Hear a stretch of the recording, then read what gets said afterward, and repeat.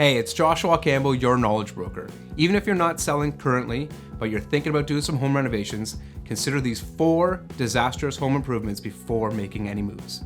Painting. Unless you're a professional, anybody that walks through your home and sees the paint job, they're going to be able to tell if it was done by a professional or not. Specialized rooms. Unless you have a 30-room mansion, go ahead and put in the bowling alley, but if you don't, make sure that you can always revert it back to whatever the specific need that buyers will want to have. Carpeting. It's great in moderation, but you can't do the entire home. Consider using elements of ceramic tiles or hardwood because these are what buyers will desire. Wallpapering. Although some of these amazing designs out there are your flavor, they don't necessarily meet with the buyer's eye. So make sure that you're prepared to take it down and replace it with paint when it's time to sell. Thank you very much for stopping by our channel.